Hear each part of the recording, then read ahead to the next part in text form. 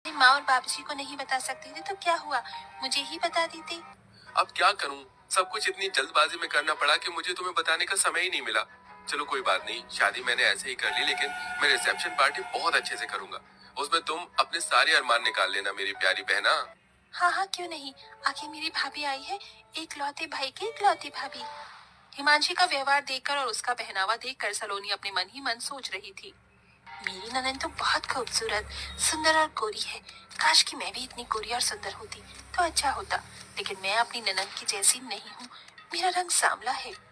सलोनी अपने मन में ऐसा सोचकर अपना मुंह लटका लेती है। कुछ देर बाद हिमांशी सलोनी को अपने भाई के कमरे में लेकर आती है। भाभी जी, आपको अगर किसी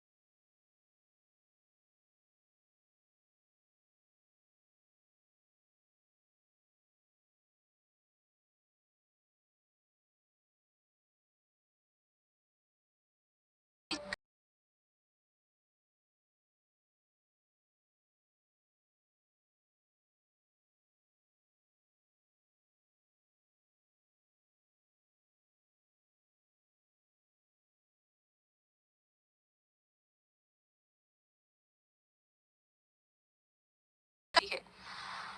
भाभी, मैं आपके लिए ये इतना प्यारा सा तोहफा लेकर आई हूँ, इसे हमेशा अपने पास ही रखना। आप तो बहुत अच्छी हो ननद जी, आपका बहुत बहुत शुक्रिया। इस तरह हिमांशी अपनी नई भाभी के आने पर बहुत खुश होती है, लेकिन सलोनी बहुत ही चालाक होती है। उसे जो भी चीज हिमांशी की अच्छी लगती है वो उससे लेने के चक्कर में उसके सामने ऐसा दिखावा करती है जैसे उसके रंग की वजह से उसके ऊपर कुछ भी अच्छा लगता ही नहीं। एक दिन सलोनी अपनी ननद के कमरे में आती है तो वो ननद के ड्रेसिंग टेबल पर बहुत महंगा महंगा मेकअप का सामान देखती है। कितना महंगा महंगा मेकअप का सामान है, मुझे तो बड़ी हैरानी हो रही है। ऐसा सामान तो मैंने कभी देखा ही नहीं जिंदगी में।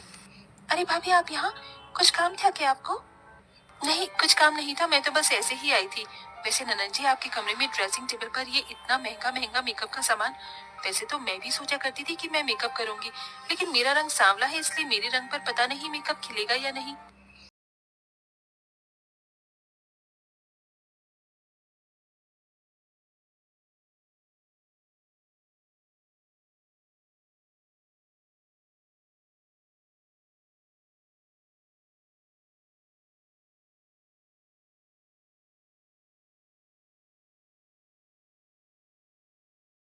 मैं अपने लिए और मंगा लूंगी, आपके पास रहे या मेरे पास रहे, कौन सी बड़ी बात है। सलोनी ये सुनते ही खुश हो जाती है। मेरी ननद बहुत अच्छी है, आप सच में बहुत अच्छी हो ननद जी। भगवान ऐसी ननद हर किसी भाभी को दे। ऐसा कहने के बाद सलोनी अपने कमरे में सारा मेकअप का सामान उठाकर ले आती है और उसे अपनी ड्रेसिंग टेबल पर लगाने लगती है। ननद के सारे सामान पर मेरा ही अधिकार है, मैं उनके पास कुछ नहीं छोड़ूंगी, सब ले लूंगी।